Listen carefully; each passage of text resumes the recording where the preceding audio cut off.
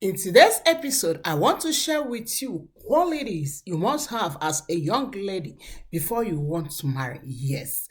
Sometimes we always say, oh, that man, checklist for that man, checklist for that man. It's not bad. Yes, your sister said it's not bad. I had it during my own time.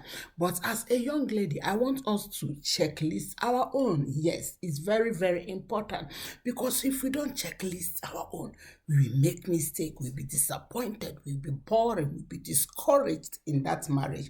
Grab your pen, but before we move on, have you shown your sister big love by subscribe, like, share in the comments your takeaway and share to others. Grab your pen, grab your paper, and let's move on. Number one, financial quality. Yes, my darling.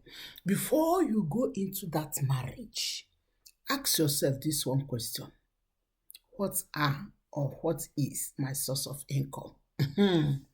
My dear, the worst gift you can give to yourself on this earth is marrying without source of income. Yes. I know you may say, oh, but he is rich. He promised me this. I am not doubting his sweetheart. Of course, I know he's rich. But if you don't have your own source of income, may I tell you what will happen? Before you ask him money, you have to massage him. You have to plan all the lies you want to lie. You have to sing for him. You have to do the unnecessary to on the necessary. Like, because you want to ask for pad, money for pad. Because you want to ask money for one thing or the other. Let me tell you a story of what happened to one of my friends. One of my friends married without source of income. And guess what? The husband traveled. During the process of the travel, one of her son got ill and they rushed him to hospital. And the hospital said, we need so amount of money. This woman did not have the money. This woman have to call the husband. And the husband said, okay, I will do my best to transfer money. Before they do all the transfer and all the bra, the baby died. Yes. So what am I trying to say? I know some of you may say, oh, God want the baby to die. Or if he deposited the money, they couldn't waste that 5 hours talking about money issue. Yes. Do your best to have source of income.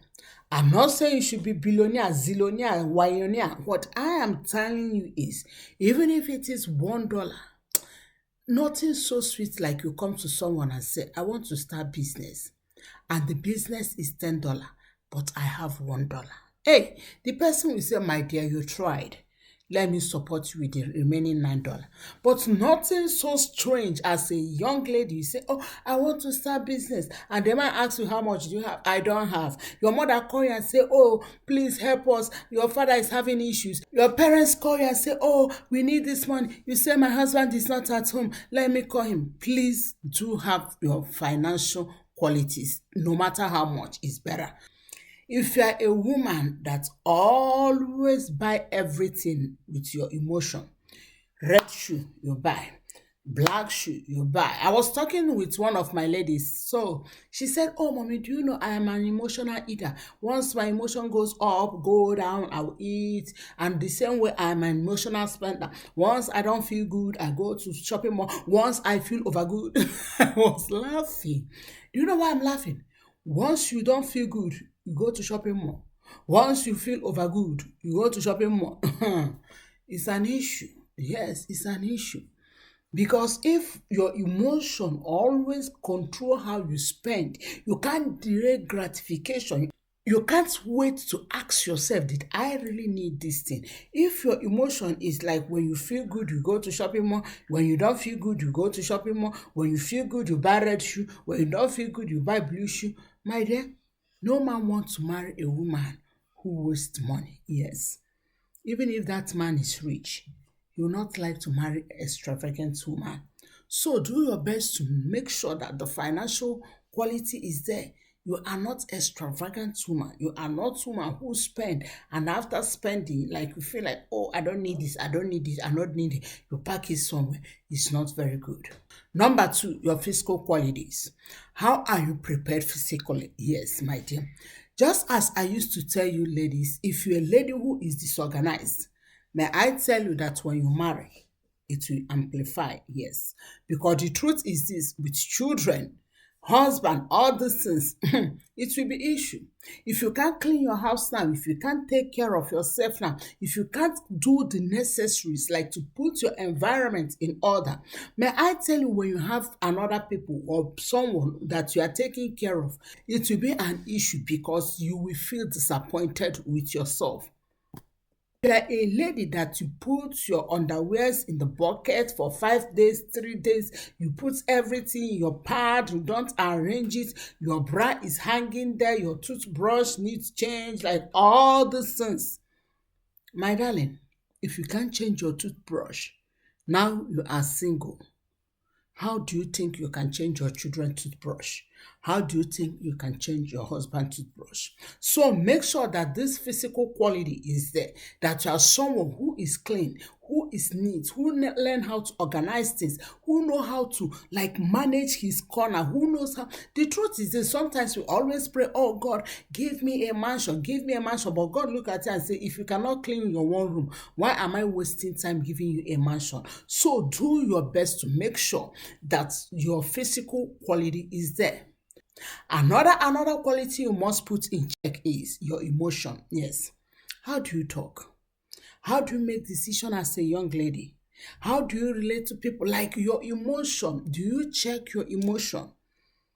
Is your emotion kicking you out of friendship? Is your emotion kicking you out from your blessings? Is your emotion dealing with you? Some of ladies, we are children. Sometimes we feel like, oh, to throw tantrum.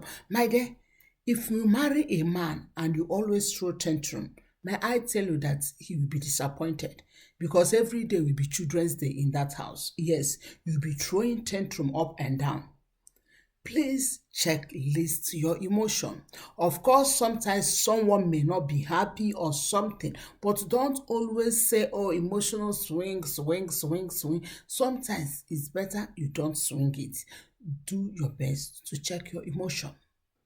Another qualities you must have as a young lady that are waiting upon the Lord is relationship quality. Yes, pay attention to how you relate to people. I have seen so many people that always say, oh, mommy, why is it that people hate me? I will have this friend, they will hate me in office, they will hate me. I date them, they will hate me. I do this.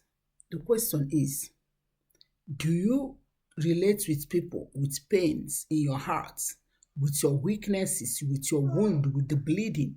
Or do you relate with people with pure heart? Relate with people with pure heart. Whenever you see a relationship that happens with pure heart, you will know it. Yes. Before you talk, you ask yourself, will this thing ruin our relationship? It will not be what will I gain, what will I gain, what will I gain. If you notice that people always draw back, withdraw, they don't want to relate with you, ask yourself and say, why am I getting it wrong?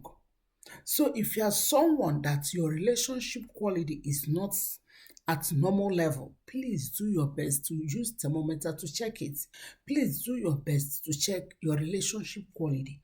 It's very important because in marriage, you will not marry only your husband, your mother-in-law, your sister-in-law, that irritated brother-in-law, like they will be at your neck.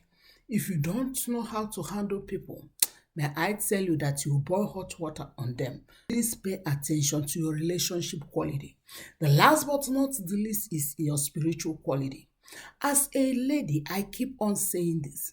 If you want to marry and you still struggle with your spiritual life, please hear your big sister. Pause. Fix your spiritual life before you continue. Marriage is not just as what you see. All those things you see in Instagram. Of course, marriage is sweet, marriage is good. I am promoting marriage. But what I'm trying to say is it takes a wisdom, prayers, understanding, knowledge, like to fix your marriage. And that can only come if you know how to communicate with your father. It's not everything that you can talk with your husband. Yes, there are things that you just go on your knee to talk it out and settle it with your God instead of settling it with your husband. It's not every time you have to yell with your children, do so many things. There are things that you need to kneel down and say, God, this child is becoming what I don't know. Help me to fix him. So, what am I trying to say? If you see that your spiritual life, you have not fixed your spiritual life, your quality, your spiritual quality is not yet there. Of course, we don't have measurements or weights to weigh these things. But what I'm trying to say, even you, when you try, when you improve yourself in all these areas, in all those qualities, you will know that yes, I improved myself or I am improving. So don't just always focus on checklisting him, checklisting him. He must be tall, he must be short, he must be long, he must do this, he must do that. Pause and checklist yourself. Yes. See if there is a place you need to amend and begin to amend it small by small. Yes, it may take time, but it's better that you begin to amend it than to fold your hands without amending anything. I hope this episode bless you. Please don't forget to subscribe, like, and share. I love you all, and God bless you.